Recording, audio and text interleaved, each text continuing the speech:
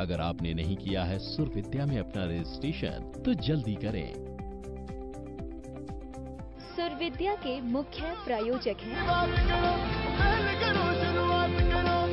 Wonder cement, एक perfect शुरुआत। इस कार्यक्रम के पुण्यार्चक हैं निर्मला देवी सुगमचंद जी शाह, सूरत, गुजरात।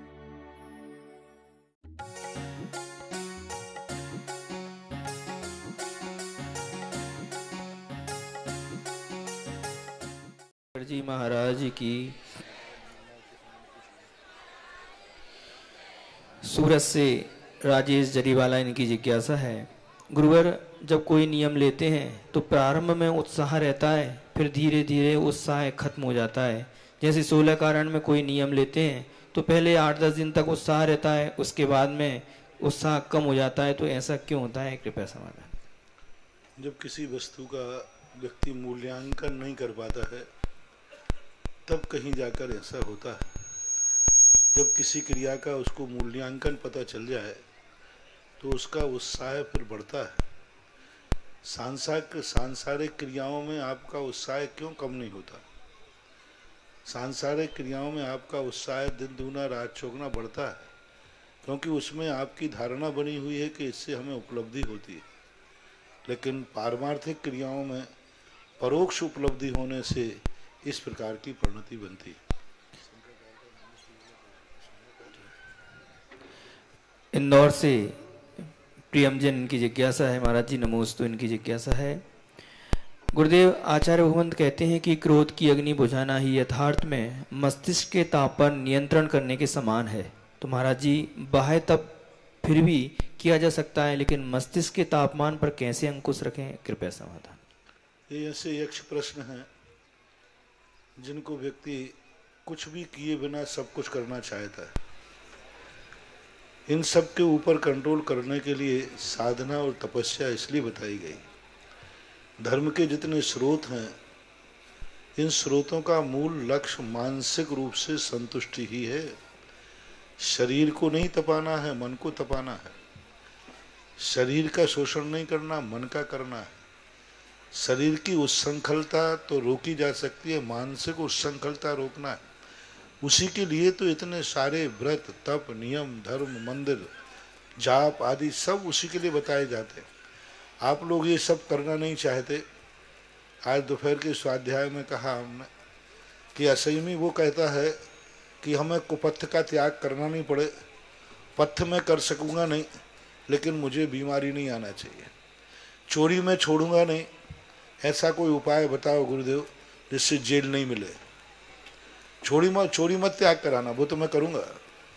आप तो कोई ऐसी बात बताओ जिससे मुझे जेल नहीं मिले। हर व्यक्ति अपराध कर रहा है और सजा से बचने के लिए मंदिर जा रहा है। हर व्यक्ति अपराध कर रहा है, सजा से बचने के लिए गुरुओं के पास जा रहा है। हर व्यक्ति अपराध कर रहा है, सजा से बचने के लिए नवोकार मंत्र पढ़ रहा है। हर व्यक्ति अपराध कर रहा है, सजा से बचने के लिए वो दुनिया के जो कुछ भी कहो सब करना चाहता है। महानुभाव, ऐसा कभी हुआ नहीं। अपराध करोगे तो सजा से बचाने वाली कोई दुनिया में शक्ति नहीं है। और ख़ास तौर से भगवान, गुरु और धर्म कभी अपराधी को सजा से नहीं बचाते।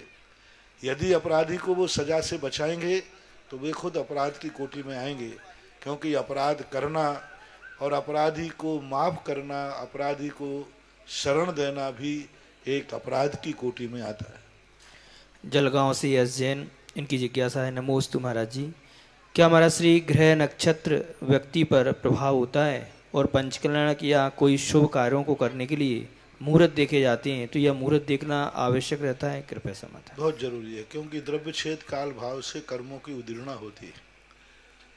आप प्रातः काल सूर्य के सम्मुख मुख करके चलेंगे तो आपको चलने में तकलीफ तो होगी, क्योंकि वो सूर्य आपकी आंखों को संतप्त करेगा। इसी प्रकार प्रकृति का जो वातावरण है, उस वातावरण को जब तक अनुकूल नहीं बनेगा तो हम कोई कार्य करने में सक्षम नहीं हो पाएंगे। तो अनेक कारणों में एक कारण वो भी है, सब कुछ मुहूर्त के अधीन ही नहीं है। 100 कारणों को मिला के एक काम होता है तो 100 में से एक कारण मुहूर्त है, 99 तो और भी कारण है। यदि सब कुछ मुहूर्त को ही मान लिया जाए तो फिर तो बहुत बड़ा अनर्थ हो जाएगा। इसलिए एक वह भी कारण है, जब हम पूजा से हमने उदाहरण दिया कि ग्रह नक्षत्र हमारा कुछ बिगाड़ते नहीं हैं, हमारी बिगड़ी होना है तो वो संकेत करते हैं, वो हमें बताते हैं कि आपके इस प्रकार के कर्मों की स्थिति बनने वाली है, ऐसी एक व्यवस्था है। नसीराबाद से अशोक जैन, इनकी जिज्ञासा है। नमोस्तु महाराज जी। महाराज जी, औदारिक, वैक्रिक, आहारक, तेजस और कार्बन शरीर में तेजस शरीर जीव के स्वरूप को किस तरह नुकसान करता है? क्या ये सही है कि यदि संसारी जीव के तेजस शरीर नहीं होता तो फिर हम एक दूसरे को दिखाई नहीं देते? कृपया समाधान। नहीं, दिखाने से तेजस का कोई मतलब नहीं है। तेजस शरीर तेज नहीं देता, कांति नहीं देता।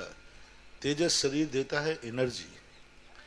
तेजस शरीर के माध्यम से हमारी औदारिक शरीर की जो गतिविधि है, सक्रियता है, कहना चाहिए ऊष्मा है, वो जो ऊष्मा बनी रहती है वो तेजस शरीर के माध्यम से, यानी जब तक शरीर के अंदर गर्मी नहीं रहेगी तो व्यक्ति जीवित ही नहीं रह सकता। तो तेजस शरीर देखने का काम नहीं कर रहा। तेजस का अर्थ कांति नहीं है, उसके लिए तो आधे और भी सुभग आदि जो नामकर्म की प्रकृतियां हैं वो शरीर के साथ चलती है। तेजस शरीर का और कार्बन शरीर दोनों सूक्ष्म शरीर हैं। ये दोनों इतने सूक्ष्म हैं कि आंखों के द्वारा देखने में आते नहीं, परम परम सूक्ष्मम। इसलिए तेजस और कार्बन शरीर, ये दोनों शरीर कभी भी हमें देखने की स्थिति में नहीं काम करते। वो तो नामकर्म की प्रकृतियां हैं, वर्ण आदि जो हैं सब उनसे हैं। तेजस एक अंतरंग यूं मानना चाहिए जैसे आपका तार बिछा हुआ है लाइट का, उसमें करंट बह रहा है लेकिन हमें देखने में नहीं आता। यदि वो करंट नहीं होगा तो आपका बल्ब कैसे जलेगा? तो तेजस शरीर करंट जो तार में बहता है उसके अनुसार काम करता है। जैसे तार में हमें करंट देखने में नहीं आता, ऐसे ही तेजस शरीर कभी देखने में नहीं आता। जयपुर से रमेश जैन, इनकी जिज्ञासा है। नमोस्तु महाराज श्री। महाराज श्री, प्रायः सभी मंदिरों में मूलनायक भगवान होते हैं महाराज श्री, और मंदिरों तीर्थ क्षेत्रों पर सबसे ज़्यादा पूजा भक्ति भी मूलनायक भगवान की होती है, अभिषेक, शांति आरा। तो मूलनायक पर करते हैं तो क्या इन सबका पुण्य मूलनायक विराजमान करने वालों पर भी कुछ असर पड़ता है, उनको कुछ पुण्य मिलता है? किसी भी तीर्थ क्षेत्र हो, कुछ भी हो दुनिया में, आज दुनिया में इतने सारे लोग रहते हैं, कोई भी घटना घटती है, सारे सैनिक लड़ रहे हैं, सारे दुनिया में हो रहा है, लेकिन श्रेय किसको जा रहा है? नरेंद्र मोदी को, प्रधानमंत्री को। और प्रधानमंत्री कुछ भी नहीं कर रहे, लेकिन उनकी, क्योंकि वो प्रधान है, वो देश के प्रधानता में आते, मुखिया में आते, तो देश के अंदर कोई भी कुछ करेगा उसके अच्छे बुरे का प्रभाव प्रधान के ऊपर पड़ता है। इसी प्रकार तीर्थ क्षेत्रों का जब मूल नायक बैठते हैं, अब उस मूल नायक के अंदर तीर्थ क्षेत्र पर जितने भी लोग पूजा पाठ आदि सब करेंगे, सबकी दृष्टि मूल नायक पर रहती है।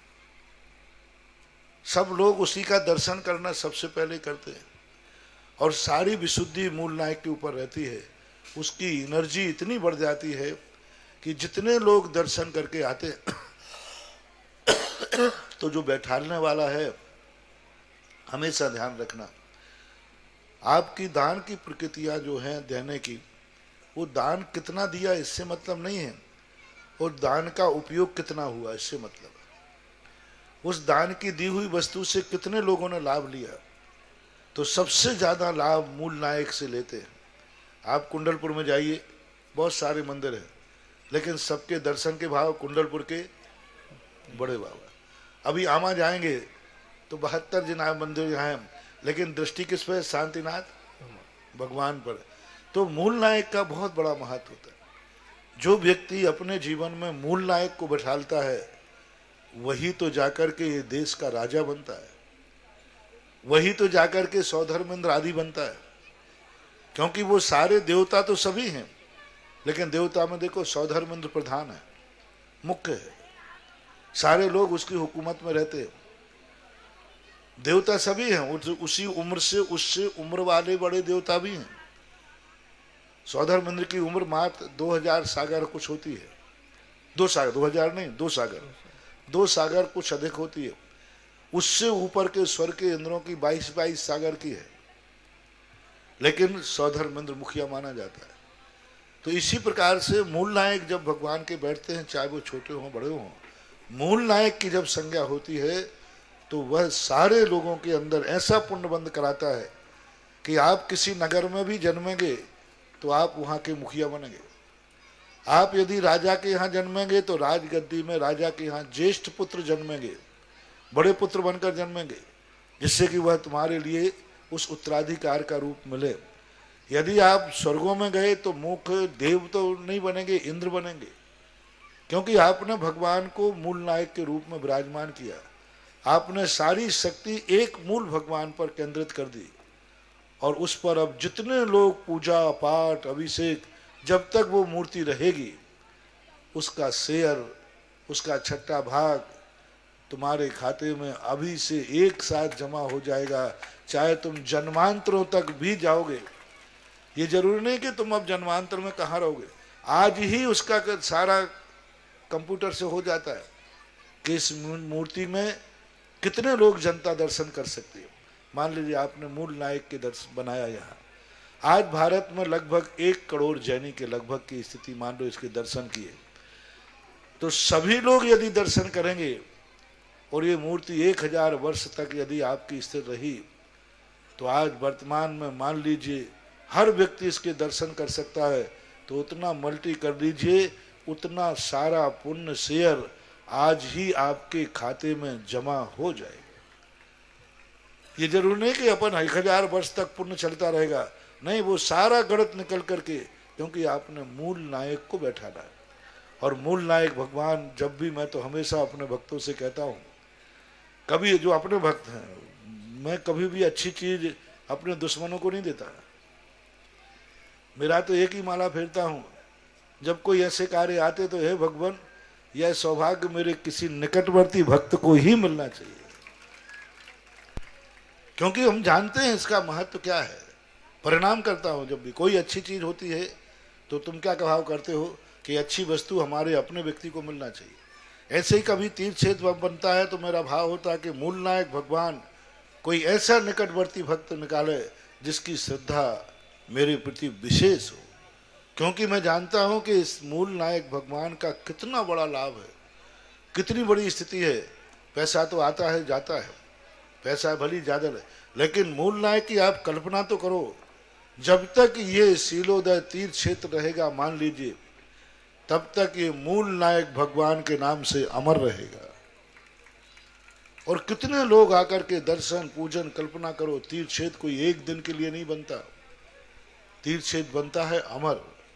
तीर्थ क्षेत्र की स्थितियां अमर के रूप में बनती हैं, इसलिए मूल नायक भगवान की एनर्जी और बैठालने वाले व्यक्ति का पुण्य जब बहुत साथी से आता है, बहुत बड़ा पुण्य का उदय आता है, और वो अपने आप में फिर जहां भी जाएगा वह मुखिया बन के रहेगा, वो कोई भी, क्योंकि उसने भगवान के मूल नायक को बैठालने का परिणाम किया।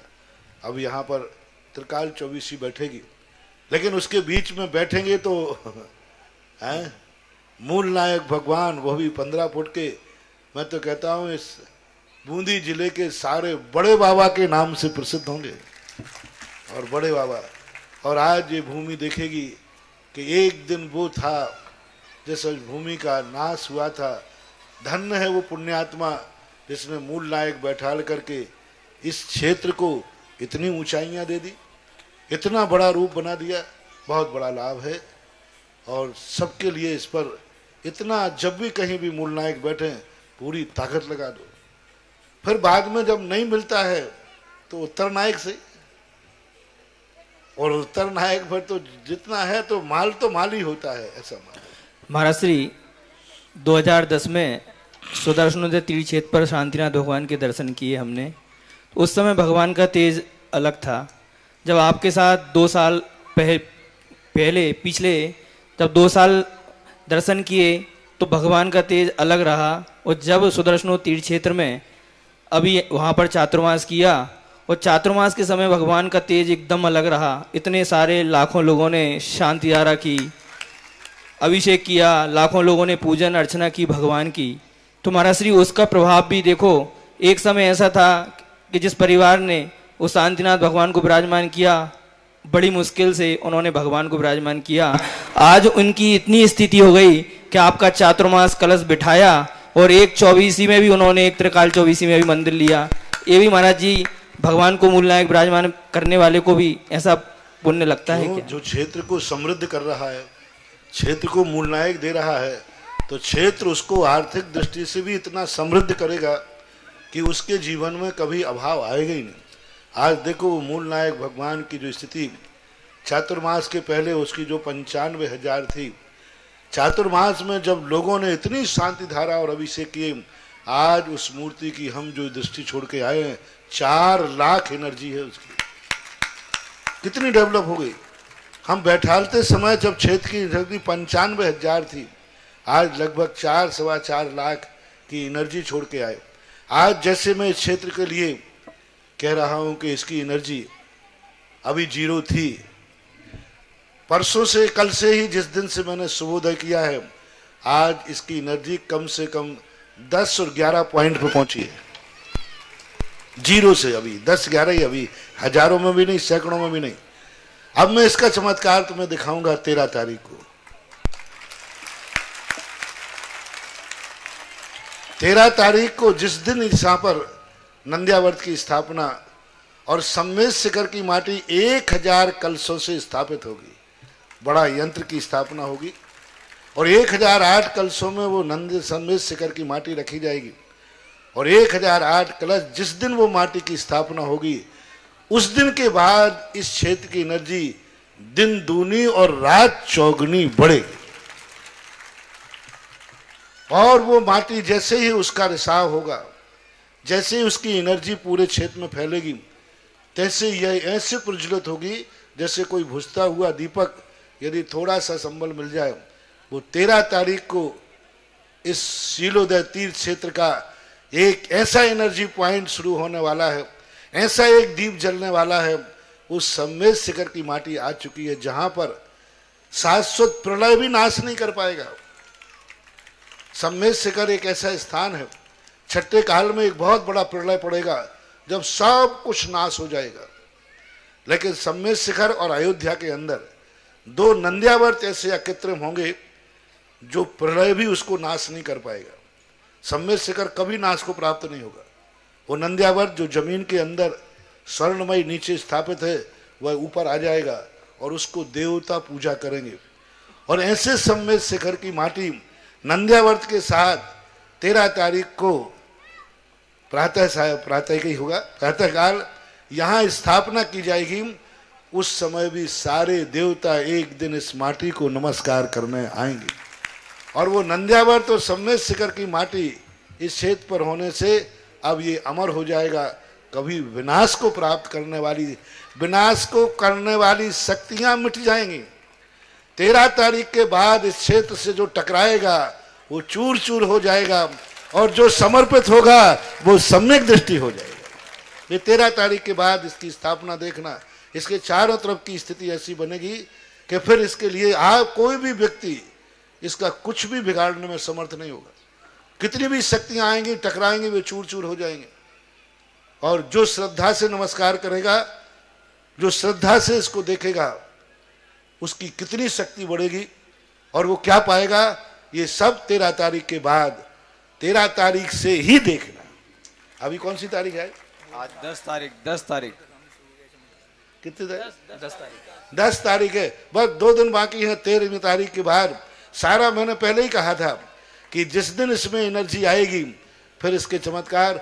बूंदी वालों देख लो, एक दिन तुम्हें इस क्षेत्र पर लाइन लगा करके खड़ा होना पड़ेगा और हर व्यक्ति को आना पड़ेगा, क्योंकि मैं ऐसी एनर्जी स्थापित करके जाऊंगा कि तुम्हें किसी ना किसी दिन इसकी जरूरत पड़ेगी ही पड़ेगी। और आज जो इस क्षेत्र पर अपने भक्ति से एक एक जिनालय बनाएंगे, वे गर्व से आकर कहेंगे कि इस क्षेत्र को जब शुरुआत हुई थी वहां मैंने एक जिनालय बनाया था। कोई आकर के जब घर यहाँ आएगा आपकी आने वाली पीढ़ी गर्व से कहेगी हमारे मूल नायक बैठे थे। आने वाली पीढ़ी जब तुम्हारी आएगी, जब इस क्षेत्र का जब विकास होगा, जब सारे लोग दुख दर्द दूर करने के लिए यहाँ आएंगे, सुख समृद्धि पाने के लिए आएंगे, उस समय तुम्हारी संतानें कहेंगी हमारे पूर्वज कितने महान थे कि यहाँ के मूल नायक विराजमान किए। जब वे 24 के दर्शन करेंगे तो तुम्हारे लिए दुआ देंगे कि हमारे पूर्वजों ने यहाँ मंदिर बनाया था, यहाँ 24 बनाई थी। धन तो आता है चला जाता है, ना जाने कोई एक पाप कर्म का उदय आ जाए, लाखों रुपया चले जाते। हमने अच्छे अच्छे करोड़पतियों को एक रात में दिवालिया होते देखा है, करोड़पतियों को रोडपति बनते देखा है। ऐसे कर्मों के उदय आ जाते, ऐसे उनके जीवन में संकट आ जाते, ऐसी बीमारियां आ जाती हैं, सब कुछ रखा रह जाता है। ऐसे एक्सीडेंट हो जाते हैं कि घर के ताला भी नहीं खोल पाते। तो ऐसी स्थिति को लेकर धन का मूल्यांकन नहीं है। अब ये धर्म, या तो मैं किसी चीज को केस को लेता नहीं हूं, और लेता हूं तो तुम्हें सबको मालूम है वे क्षेत्र आज सारे आकाश में पहुंच चुके। चाहे सांगानेर हो, चाहे नारेली हो, चाहे चांदखेड़ी हो, चाहे बिजौलिया हो, चाहे गुणोदय तीर्थ क्षेत्र हो, कोई भी हो, सारे क्षेत्रों को फिरो। वैसे इसी प्रकार इसका नाम क्या नाम रखा? सीलोदय तीर्थ सीलोर भी अब इसने अपनी वज्र की स्थितियां बनाने के लिए कदम बढ़ा दिया है। इसका कदम अब दिन दूना रात चौगुना ऊंचाई की तरफ बढ़ता ही जाना। इसलिए दो चीजें मैंने बता दी, एक तो मूल नायकी और त्रिकाल 24 चूको मत। मेरा अभी भी कहना है वो काम तो पूरा होना ही है, चिंता मत करना। कोई किसी को मनाने की जरूरत नहीं है। जिसका पुण्य होगा उसी व्यक्ति को होगा। भली वस्तु का योग जो है पुण्यहीन को नहीं मिलता, पुण्यहीन को ना मिले भली वस्तु का योग। दाख पके जब कंठ में होत काग के रोग। जो कई लोगों को ऐसे मौके पर परिणाम नहीं बनते, कोई सलाह में कोई परामर्श में निकाल देता है। ज्ञानोदय के अंदर जब स्थापना हुई उस समय एक व्यक्ति ने मात घर लगाने के फोन लगाने के पूछा, तब तक तो माल चला गया। तो ऐसी स्थिति में अब यह स्थिति बहुत, तो एक तो आपको मूल नायक भगवान की महिमा बताई, दूसरा 13 तारीख के दिन जो यहाँ सहस्त्र कलशों में सम्मेद शिखर की जो माटी और नंद्यावर्त की स्थापना होना है वो तुम अपनी आंखों से देखे बिना मत रहना। और मेरा तो कहना है सारे जगत से कि उस माटी को अपने हाथों से विराजमान किए बिना मत रहना। यदि घर में 10 सदस्य हैं तो 10 करना, बच्चे के नाम का भी करना, बच्ची के नाम का भी करना, यहाँ नहीं है तो भी उसके नाम करना। जो विदेशों में रह रहे हैं उनसे भी मेरा कहना है, जो अभी सुन रहे होंगे, कि वे भी वहां से भेजें कि एक कलश मेरा तरफ से भी सम्मेद शिखर की माटी इसमें रखना। जैसे जैसे मैंने एक दिन और कहा था, यह माटी जैसे जैसे इस क्षेत्र को एनर्जी देगी ऐसी ही एनर्जी तुम्हारे पुण्य से तुम्हारे जीवन में भी बढ़ेगी। और जो सम्मेद शिखर की माटी रखने की स्थिति बनाएगा, इसको जीवित करेगा, उसको हो सकता है ऐसा पुण्य बंद हो जाए कि उसे कभी जिंदगी में कमजोरी मिटाने की दवाई ही नहीं खाना पड़े, क्योंकि उसने क्षेत्र को इतना बड़ा टॉनिक दे दिया तो उसका पुण्य तो बंधेगा। कई लोग जिंदगी भर टॉनिक पीते पीते जिंदगी जीते हैं, ताकत की दवाई। वो डॉक्टर के पास ताकत की दवाई तुम पीते हो, मैं तुम्हारे कर्म को ऐसा डॉक्टर सम्मेद शिखर की माटी स्थापित करना एक बहुत बड़ा टॉनिक ही तुम्हारी जिंदगी के लिए दे रहा हूं। 13 तारीख जो मुख से निकली बहुत अपने आप में लोगों को होगा। आगे इसकी व्यवस्था क्या है बता दीजिए। महानुभाव, परम पूज्य गुरुदेव ने सकल दिगंबर जैन समाज बूंदी ही नहीं, राजस्थान ही नहीं, भारत पूरे विश्व के ऊपर उपकार करके हम सबको ये बहुत बड़ा मौका दिया है, बहुत बड़ा अवसर दिया है। महानुभाव, गुरुदेव बूंदी के आसपास 10-20 किलोमीटर के एरिया में ऐसा कोई भी तीर्थ क्षेत्र नहीं है। और जो इस क्षेत्र के बारे में गुरुदेव के मन में कल्पना आई है, महानुभाव यकीन मानिए आगामी कुछ ही वर्षों में यह तीर्थ क्षेत्र नई नई ऊंचाइयों को प्राप्त कर लेगा। और क्योंकि गुरुदेव के द्वारा जिस भी क्षेत्र को अपने हाथ में लिया गया है, आज वो क्षेत्र हिंदुस्तान के सबसे बड़े तीर्थ क्षेत्रों में उनकी गिनती आने लगी है।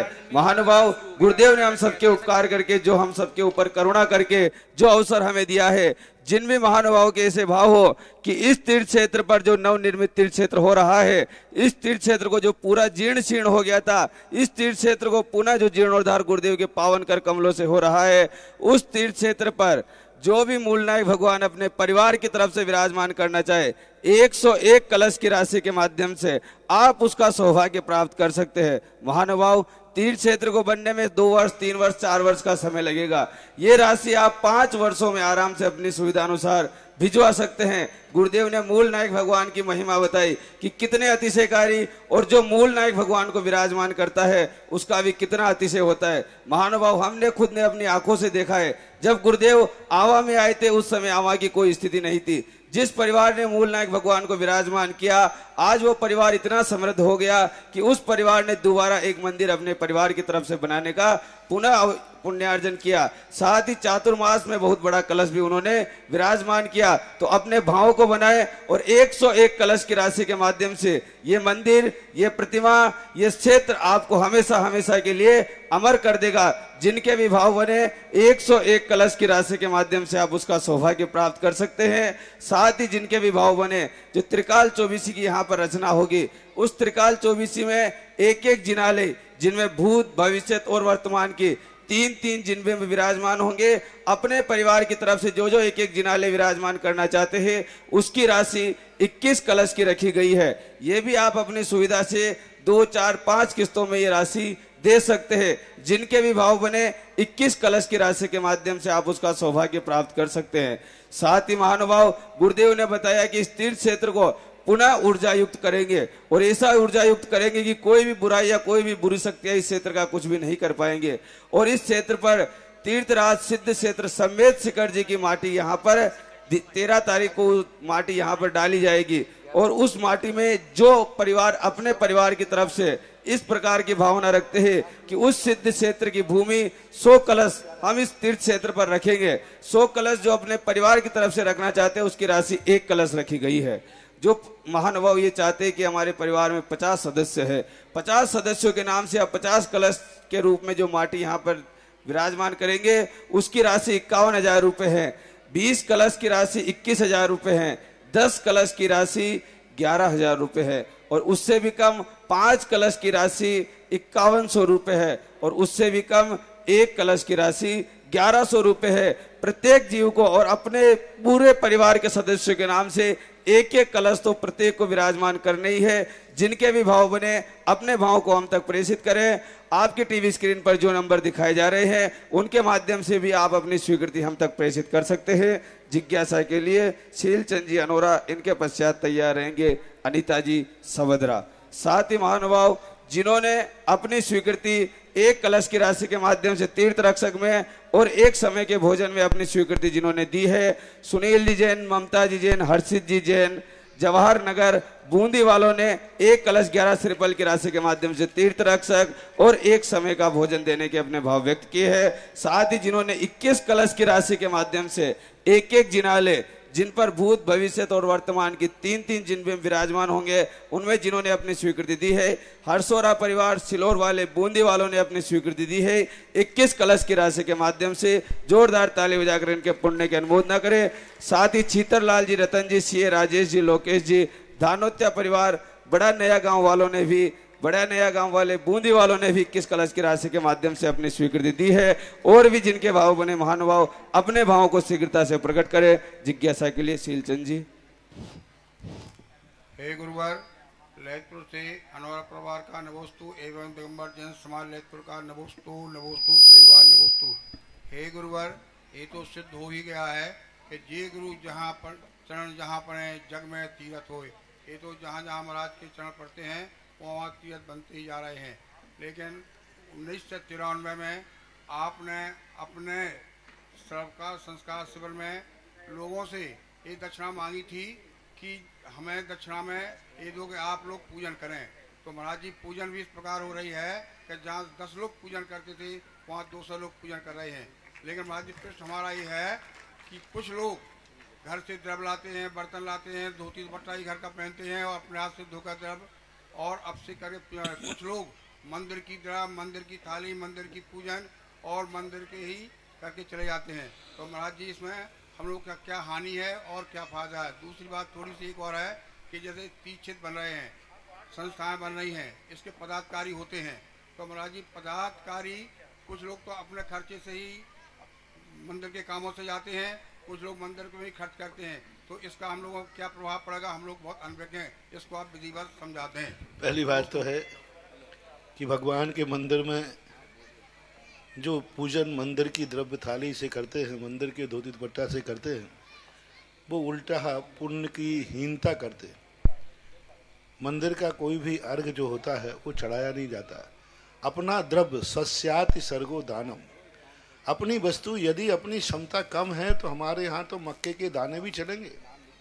अपने स्वद्रव्य से खाया दिया हुआ दान, देखो सुदामा के चावल भी कृष्ण जी ने शतरंज भोजन जैसे कमाए, वो अपने स्वयं के थे।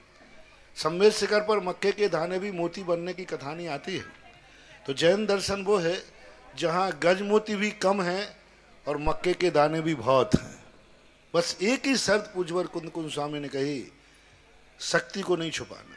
जम सक्कई की कीरम, यदि आपकी शक्ति मक्के के दाने की है तो चलेगा, और यदि आपकी शक्ति गजमोती की और मक्के के दाने चला रहे हो तो नहीं चलेगा।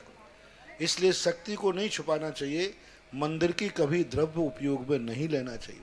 यदि लेते हैं कहीं बाहर बाहर जा करके तो ईमानदारी से उतना पैसा गुल्लक में डाल देना चाहिए। देखो हमारी भारतीय परंपरा कितनी पवित्र है। रिश्तेदारी के यहाँ भी जाता है व्यक्ति 2 दिन के लिए, तो वहाँ भोजन करता है, चाय पानी करता है। अब उसका बिल कैसे चुकाए? बिल चुका नहीं सकते।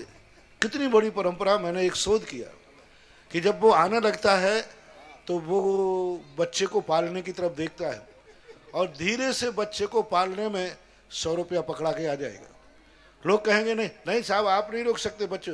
वो बच्चे को सबको मालूम है कि वो बच्चे को पैसे काम नहीं आना, वो बड़े लोग लेंगे, लेकिन देगा वो बच्चे को। ये बच्चे को पैसा देना नहीं है, ये 2 दिन के खाने का बिल है। स्टैंडर्ड मेंटेन देखो कितना बढ़िया है। अब बिल के नाम से देंगे भैया 2 दिन का चाय, तो ठीक नहीं। तो इस तरीके से पूर्वजों ने कहा रिश्तेदारी में भी जाओ तो वहां भी जब तुम जितने दिन रुको ईमानदारी से उतना खर्च पैसा बच्चे को दे के आओ। और ये परंपरा है। और ये भी निश्चित है कि यदि तुम नहीं दे के आए तो जो पहले मना कर रहे हैं ना, वही महिलाएं कहती हैं आया था 2 दिन खा गया, कुछ भी पालने में बच्चे को नहीं दे गया। हाँ ये भी होता है। अब वो बद्दुआ तुम्हारे लिए, वो 2 दिन का खाना नहीं किया तुमने 20 दिन के खाने का नाश कर दिया। इसी प्रकार मंदिर में कभी भी जाओ, कोई भी वस्तु यदि तुमने उपयोग की है तो गुल्लक में डाले बिना लौटना मत। जैसे बच्चे को पालने में दिए बिना लौटना मत, ऐसे ही मंदिर से जब लौटो तो गुल्लक में डाले बिना। हमारे मंदिर में आने से हमने अर्घ चढ़ाया, पूजा किया, धोती दुपट्टा पहना, उसको धुलाई लगेगी, लाइट का प्रयोग किया, चौकी का प्रयोग किया, चटाई का प्रयोग किया, कितनी सारी चीज़ों का प्रयोग किया, पूजा के बर्तनों का उपयोग किया। इन सब का एक बैलेंस मिला करके उतना पैसा गुल्लक में डालना ही चाहिए, तभी आपका पुण्य माना जाएगा। और आप कुछ भी डाले बिना बाहर निकल गए तो मंदिर में जो शक्तियां होती हैं वो कहेगा ये आ गया नाश करके इसका नाश हो। शक्तियां वो अपने आप तुम्हारे लिए निगेटिव कर देंगे कि मंदिर को खर्च करा गया, मंदिर को अर्घ चढ़ा गया, मंदिर की लाइट जला गया और 1 रुपया नहीं दिया और इसके पास था। हाँ ऐसा नहीं है कि वो जिसके पास है नहीं है उसके लिए, जिनके पास होता है मंदिर की कोई भी वस्तु का उपयोग नहीं करना। पदाधिकारी लोग आने जाने के लिए मंदिरों के किसी पैसे का उपयोग ना करें। यदि आपको व्यवस्था बनाना ही है तो समाज की मीटिंग कर लें और मीटिंग में उसके लिए अलग से चंदा करें। इसकी सबसे अच्छी व्यवस्था है कि समाज की मीटिंग में सबसे अलग से चंदा करें कि भाई अपन को बाहर जाना पड़ेगा। कई बार तो कहीं से बसें आती हैं हमारे लिए श्रीफल चढ़ाने के लिए, तो मैं कई बार पूछ लेता हूं ये बस किसके पैसे से आई? बोले मंदिर के पैसे से। तो मैं तुरंत कह देता हूं कृपया करके आशीर्वाद ना लें तो ये अच्छा, मैं देते ही नहीं हूं। मैं तो यहां तक पूछ लेता हूं कि श्रीफल कहाँ का है। श्रीफल कहाँ से लाए? ये जैसे जो मंदिर की कमेटियों के लेकर श्रीफल चढ़ाते हो ना, ये बहुत खतरनाक है। हाँ, किसी ने दिए हो कि आज जितने लोग महाराज के दर्शन करने आएंगे मेरी तरफ से श्रीफल है।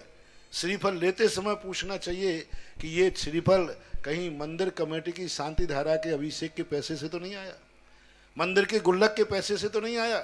और यदि कमेटी कहे कि नहीं मैंने तो मंदिर से लिया है, तो आप श्रीफल रख दीजिए, खाली हाथ जोड़ लीजिए, आपको अनंत गुना पुण्य लगेगा और मंदिर का श्रीफल चढ़ाने से आपका पुण्य नाश को प्राप्त हो जाएगा। कमेटी से पहले पूछिए, जो चतुर्मास कमेटी वगैरह होती ना, श्रीफल लगे, इनसे पूछिए कि ये श्रीफल आपने कहाँ से मंगाए। यदि वो कहें मंदिर से आया, आप तुरंत वापस करके खाली हाथ जोड़ लीजिए। इसी प्रकार मंदिर में जाकर के, हाँ, यदि वो कहें कि फलाने व्यक्ति ने कहा है आज जितने लोग आए उनको मेरी तरफ से श्रीफल, फिर चढ़ाने में बाधा नहीं।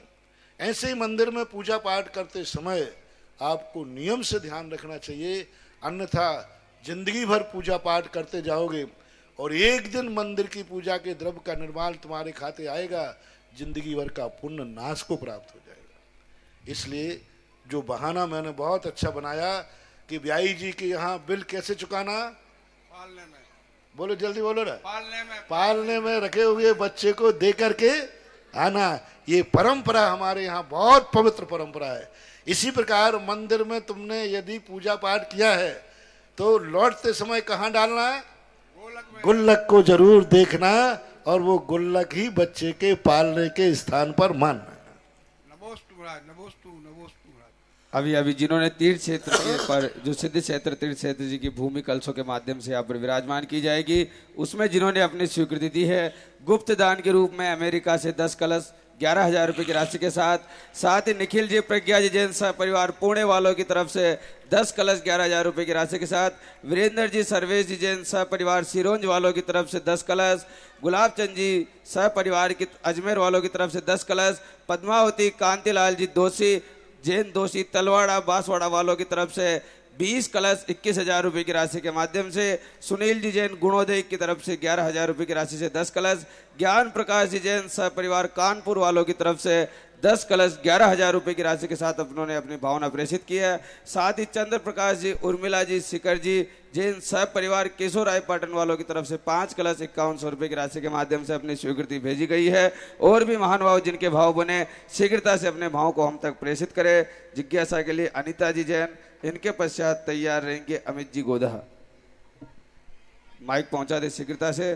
जिन्होंने तीर्थ रक्षक में अपनी स्वीकृति दी है महावीर जी, रमेश जी, महेंद्र जी धानोत्या, आवा वाले, सुपारी वाले, बूंदी वालों ने 1 कलश 11 श्रीफल की राशि के माध्यम से तीर्थ रक्षक में अपनी स्वीकृति दी है। जिज्ञासा के लिए गुरुवार के श्री चरणों में कोटिशा नमन करती हूँ, वंदन करती हूँ, अपनी संपूर्ण भक्ति गुरुवार को समर्पित करती हूँ।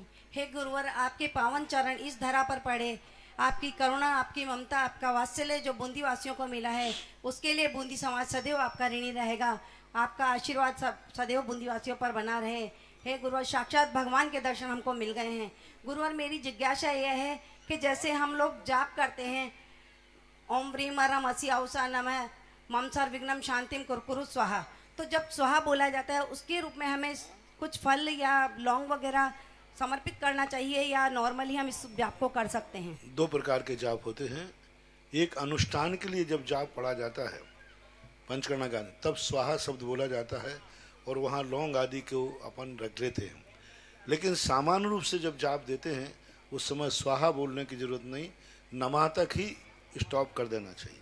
और गुरुवार शुद्धावस्था में प्रातःकाल ही करें या सायंकाल भी कर सकते हैं? अब वो मंत्र के 2 रूप मैंने कहा ना, अनुष्ठान के लिए जब किए जाते हैं तो शुद्धि पूर्वक करना चाहिए। सामान्य रूप से जाप किए जाते हैं तो हाथ और पाद प्रक्षालन की शुद्धि, क्योंकि 3 प्रकार की शुद्धि कही गई। एक तो पूर्ण स्नान के साथ, और एक हाथ पैरों को धो करके ग्रहण करना, वो भी एक शुद्धि है, और एक फिर पूर्णतः मन वचन काय की शुद्धि पूर्वक होती है। तो ऐसा करना चाहिए। नमस्ते गुरुवार, नमस्ते गुरुवार, नमस्ते गुरुवार। बहुत अच्छा बात कही। पहली बार बूंदी में से कोई एक शब्द निकला कि आपने बूंदी पर बहुत बड़ा उपकार किया। मैं 6 दिन से ये शब्द सुनने के लिए सोच रहा था। मैं इसलिए शब्द सुनना चाहता था क्योंकि अभी तक मुझे मालूम था कि बूंदी वाले सीलोर को अलग मानते हैं। सीलोर अलग है और बूंदी अलग है। आज एक शब्द हमारे सामने आया कि बूंदी वालों ने सीलोर और बूंदी को एक मान लिया है कि सीलोर और बूंदी। और ये भी निश्चित समझना, एक दिन बूंदी की कॉलोनी सीलोदय तीर्थ क्षेत्र की आएगी और सीलोर भी बूंदी के अंतर्गत आएगा। कितने गांव बड़े बड़े शहरों में, अभी जयपुर के अंदर चारों तरफ पहले गांव थे 20 साल पहले, आज वो कॉलोनी के रूप में परिणत हो गए। अजमेर के अंदर बहुत सारे गांव थे, अब वो कॉलोनी के नाम से जाने ना हुए। एक दिन सीलोर भी बूंदी की कॉलोनी के रूप में जाना जाएगा।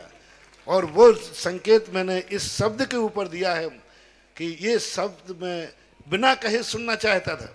कहलवागे तो तुम सब बोल देते थे, आज बिना कहे एक शब्द कान में आया, क्योंकि हम लोग सगुन शास्त्र पढ़ते हैं कि इन्होंने एक ही बात कही कि आपने बूंदी के ऊपर बहुत बड़ा उपकार किया। अभी बूंदी तो मैं गया ही नहीं, अब मैं समझ रहा हूं मैं बूंदी में ही हूं। आज मैं कहता हूं कि मैं बूंदी में ही हूं, क्योंकि बूंदी वालों ने उपकार कर लिया कि सीलोदय तीर्थ क्षेत्र ये बूंदी के लिए बहुत बड़ा सोपान है, बहुत बड़ा पैगाम है, बहुत बड़ा पुरस्कार है और ये बूंदी पर बहुत बड़ा उपकार है। क्या एक महिला की आवाज को सारी बूंदी की आवाज मान लूं? सारे बूंदी वाले हाथ नहीं उठाएंगे? सारी बूंदी की आवाज मानो तो बोलो सीलोर बूंदी एक है। सीलोर क्षेत्र उपकार जो है ये बूंदी पर ही उपकार है। और ये भी बोल दो कि आप सीलोर में हैं, यानी आप बूंदी में हैं, ऐसा हम लोग महसूस कर रहे हैं। बहुत अच्छा। और अब मैं ये भी कह दूंगा, यदि बूंदी गया तो मैं ये कहूंगा अभी बूंदी नहीं गया, अभी मैं बूंदी नहीं आया हूं, मैं तो सीलोर में ही हूं। क्योंकि दोनों में जब एक होगा तभी ये बात आएगी। बस यही आत्मीयता हर बच्चे के मन में आ जाए, बूंदी के एक एक बच्चे के मन में एक आ जाए, जो एक आवाज में जो आ जाई। मैं सारी बूंदी के लिए निर्देश देना चाहता हूं कि बूंदी का एक एक बच्चा आज से अपने मन में एक ही बात बना ले कि सीलोदय तीर्थ क्षेत्र अपर नाम बूंदी, और बूंदी और दोनों एक ही हैं। सीलोर क्षेत्र का विकास बूंदी का विकास है, सीलोर क्षेत्र की समृद्धि बूंदी की समृद्धि है, सीलोर क्षेत्र में दिया हुआ दान बूंदी का दान है, और जो भी इसका अतिशय और फल मिलेगा उस पर बूंदी का अधिकार रहेगा। ऐसी हर बच्चे के मन में आज संदेशा भेज देना कि सीलोदय तीर्थ क्षेत्र बूंदी का ही है और ये बूंदी पर ही उपकार हो रहा है। इतनी आत्मीयता तुम्हें आ जाए तो अब मैं निश्चिंत हो जाऊंगा कि ये सीलोदय तीर्थ 4-5 घर का ही तीर्थ नहीं है, ये हजारों घर वालों का तीर्थ है। अभी अभी जिन्होंने अपनी स्वीकृति दी है, यानी आप लोग जब बोलते हो मैं एक एक शब्द को गौर से सुनता हूं, क्योंकि हर शब्द में रहस्य एक ज्योतिष है। ज्योतिष में एक आता है कि जब कोई तुम्हारे सामने प्रश्न करने आवे तो उस प्रश्न में उसने कौन सा पहला शब्द बोला और उसने कौन कौन से शब्द बोले और उन शब्दों में कौन सा अक्षर है, उसको देख करके ज्योतिष शास्त्री बता देता है कि इसका कार्य सफल होगा या नहीं होगा। ये बहुत बड़ा ज्योतिष है शब्दों का, यानी शब्दों का लिखा जाता है पहला शब्द उसने कौन सा निकाला और पहले शब्द के बाद जो आजू बाजू के शब्द वे कौन से थे, उनको देख करके भविष्य का बहुत बड़ा निर्णय किया जाता है। और शब्द शास्त्र ज्योतिष की अपेक्षा और मंत्र की अपेक्षा मैं बहुत इस पर ध्यान साधना और शोध कर रहा हूं, करता ही रहूंगा। जिन्होंने अपनी स्वीकृति दी है, राजकुमार जी, अरुण जी, मनोज जी, रौनक जी, जिन कोटा वालों ने 20 कलश 21,000 रुपए की राशि के साथ ही अक्षय जी, निपानी जी, बेलगांव कर्नाटक वालों ने 10 कलश 11,000 रुपए की राशि के साथ, चौलेश्वर युवा वाहिनी 10 कलश 11,000 रुपए की राशि के साथ, राजेंद्र जी, महावीर जी अरसोरा पाटन वाले 5 कलश, प्रदीप जी अरसोरा 1 कलश, संतोष जी सह परिवार 1 कलश, दुर्लभ जी, ममता जी 3 कलश। अब एक एक कलश बड़ी राशि बोलो, अभी बड़ी बोलो, क्योंकि लाइव में टाइम कम रहता ऋषभ जी 10 कलश, विनोद जी 10 कलश, नरेंद्र जी 11 से नीचे 10 कलश, 5 कलश, धर्मचंद जी कोटिया देवपुरा 5 कलश, साथ ही राजेंद्र जी 10 कलश, महेंद्र कुमार जी, विमल कुमार जी नैनवा वाले 10 कलश, हर्षोरा परिवार सिलोर वाले बूंदी 20 कलश, रतन जी छीतर जी। चलिए जिज्ञासा के लिए अमित जी और जिनके गोधा। जो कलश आसपास के लोग हैं वे स्वयं अपने परिवार के साथ अगर अपने हाथों से कलश की स्थापना करें। कलश आ रहे हैं, मिट्टी तो आ चुकी है, चलें जल्दी करें। श्री चौलेश्वर युवा वाहिनी के सभी सदस्यों की तरफ से त्रिकार बाल नमोस्तु नमोस्तु नमोस्तु। गुरुदेव, आप अपने प्रवचन में अभिषेक की महिमा के बारे में बताते हैं कि जिस अतिशय क्षेत्र पर जितना ज्यादा अभिषेक होगा वो अतिशय क्षेत्र उतना ही विकास के पथ पर चलता रहेगा। गुरुदेव, हम चौलेश्वर पार्श्वनाथ क्षेत्र पर भी ये व्यवस्था करने का प्रयास कर रहे हैं, उसके लिए आपके आशीर्वाद और मार्गदर्शन की जरूरत है। साथ ही गुरुदेव, मेरा प्रश्न है कि जैसा मूल चौलेश्वर पार्श्वनाथ में मूलनायक भगवान की प्रतिमा जो बालू रेत से बनी हुई है, उसमें वो नियमित अभिषेक करने से हो सकता है वो प्रतिमा धीरे धीरे खंडित हो, तो उसके लिए हमें क्या करना चाहिए? मैंने अधिक अभिषेक से क्षेत्र में अतिशय आता है ऐसा नहीं कहा, अधिक लोगों से अभिषेक करने वालों से आता है। आधा अभिषेक हो तो तुम तो एक तमेड़ी भर के डाल दोगे। अधिक लोगों से, जितने अधिक लोग अभिषेक करेंगे उससे अतिशय बढ़ता है, अधिक पानी से नहीं। जब ऐसी जीर्ण शीर्ण मूर्तियां होती हैं तो उन मूर्तियों के अभिषेक ना करके उनकी साक्षी में यदि हम दूसरी मूर्ति बैठाल के करते हैं तो हमें उतना ही एनर्जी प्राप्त होगी जितना मूल नायक के करने से मिलती है। हमने एक दिन कहा था कि यदि हम मूल नायक प्राचीन हैं अथवा वेदी पर सभी लोग उस पर वेदी पर जाकर के अभिषेक करना संभव नहीं है, बहुत बड़ा समोषण है, तो मूल नायक की साक्षी में यदि हम सामान्य मूर्ति बैठाल करके भी अभिषेक करते हैं तो उसको वही पुण्य, वही गंधोदक की एनर्जी मिलेगी जो मूल नायक की है। एक बार मैंने एक व्यक्ति ने पूछा कि महाराज हम मूल नायक के चरण कैसे छुए, बहुत ऊंचे हैं। तो हमने उनको एक बहुत अच्छा मार्ग बताया कि नीचे जो सबसे छोटे मूल भगवान हैं, जहाँ तक तुम्हारे हाथ जा रहे हैं, आप उन पर हाथ रखिए और दृष्टि मिलाइए मूल नायक से। जैसे ही आप मूल नायक को देखेंगे, मूल नायक की एनर्जी उस छोटी एनर्जी से तुम्हारे पास प्राप्त हो जाएगी, क्योंकि हमारी भावना और हमारी दृष्टि किस पर है, एनर्जी उसी की प्राप्त होती है। इसलिए ऐसी मूर्तियों के सामने दूसरी मूर्ति रख करके अभिषेक करने से दोनों काम हो जाएंगे, मूर्ति की भी सुरक्षा होगी और एनर्जी भी आपको प्राप्त होगी। जिनको भी समेत शिखर जी की माटी रखने में अपनी स्वीकृति देनी है वो अपनी स्वीकृति हमारे को व्हाट्सएप के माध्यम से भेजते जाए, अपने नाम लिखवाते जाए। कल हम एक साथ सबकी घोषणा कर देंगे। साथ ही जिनके भी गुरुदेव ने जैसे कि महिमा बताई मूल नायक भगवान की, मूल नायक भगवान विराजमान करने के जिनके भी भाव बन रहे हैं, 101 कलश की राशि के माध्यम से आप मूल नायक भगवान विराजमान करने का सौभाग्य प्राप्त कर सकते हैं। साथ ही जो भव्य त्रिकाल चौबीसी की यहाँ पर रचना होगी उसमें एक एक जिनाले जो अपने परिवार की तरफ से बनाना चाहते हैं, जिसमें भूत भविष्य और वर्तमान काल के 3-3 जिन बिंब विराजमान होंगे, उसकी राशि 21 कलश की रखी गई है। जिनके भी भाव बने अपने भाव को हम तक प्रेषित करें जिज्ञासा के लिए। कल जो शाम को 2 नाम और 24 के आए थे और आज भी आए, उनको नाम बोलो ना जी। 24 वाले, त्रिकाल 24 वाले जिज्ञासा के लिए राजेंद्र जी जैन ललितपुर, इनके पश्चात तैयार रहेंगे कुशी जी टोंगिया बूंदी।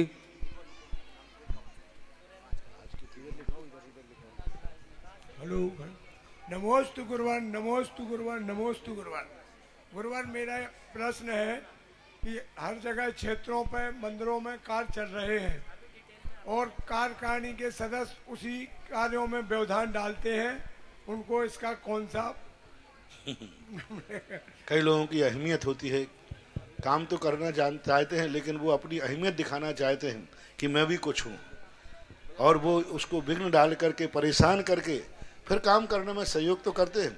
और दूसरा उनका भाव आता है कि मेरी अहमियत होना चाहिए, मेरा नाम होना चाहिए, मैं कोई हूँ, मैं भी कमेटी में हूँ, ऐसा अहंकार उनका होता है। ये अहंकार ज़्यादा देर तक नहीं टिकता, कुछ दिन ऐसी स्थिति बन जाती है कि वो फिर उसके लायक ही नहीं रहते। कभी भी हमेशा कमेटियों में कार्यकर्ताओं का सहयोग ही करना चाहिए। कई बार कार्यकर्ता लोग ये कर देते हैं कि उनके पदाधिकारी लोग हैं, कई बार किसी के बिल पास कराने में घुमाते हैं, अपने घर घुमाएंगे, अपनी दुकान घुमाएंगे, अपने बाजार घुमाएंगे और कई देर घुमाते रहते हैं, बाद में करते हैं हम। ये उनके जीवन के लिए बहुत बड़ा खतरनाक पॉइंट है। उनकी जिंदगी में ऐसे दिन आ जाएंगे कि कल दिन वो खर्चे के लिए 10 दरवाजे घूमेंगे तो भी वे अपने खर्चे का इंतजाम नहीं कर पाएंगे। वो स्वयं की ऐसी कमाईहीन हो जाएगी उनकी कि वो धंधा करेंगे, इतना पैसा भी नहीं आएगा कि उनके खर्चे चल सके, और वे 10 जगह से इंतजाम करेंगे तब एक दिन की रोटी खा पाएंगे। क्यों? उन्होंने मंदिर के कार्यों के लिए ऐसा ही जब हुकूमत थी उन्होंने विघ्न डाला और उसमें विलम्ब किया, ऐसा पाप का बंध होता है। तनसुख जी बालावत सह परिवार की तरफ से भी 10 कलश की स्वीकृति मिली है, जिन्होंने अभी तक 21 कलश की राशि के माध्यम से एक एक जिनाले अपने परिवार की तरफ से विराजमान करने में अपनी स्वीकृति दी है। लगभग हमारे पास बहुत नाम हो चुके हैं। महानुभाव जिनके भी भाव बने शीघ्रता से अपने नामों को हम तक प्रेषित करें, जिनके भी भाव बने अपने नामों को हम तक प्रेषित करें और अपनी स्वीकृति हम तक प्रेषित करें। जिज्ञासा के लिए कुशी जी टोंगिया, इनके पश्चात तैयार रहेंगे सचिन जी जैन बूंदी।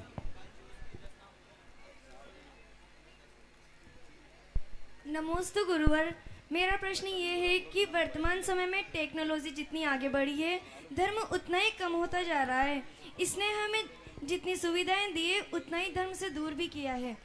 आजकल के जो युवा हैं वो धर्म से विमुख होकर फोन, टीवी आदि में अपना समय व्यर्थ कर रहे हैं। ऐसा नहीं है कि टेक्नोलॉजी ने हमारे लिए अच्छा काम नहीं किया है, तो हम टेक्नोलॉजी का यूज़ करते हुए धर्म के साथ कैसे आगे बढ़ें, क्योंकि टेक्नोलॉजी है जो धर्म से हमें विमुख करती है और धर्म हमें संस्कारों की ओर लेके जा रहा है और टेक्नोलॉजी हमें धर्म से ही विमुख। कोई भी टेक्नोलॉजी जो है धर्म से विमुख नहीं करती है।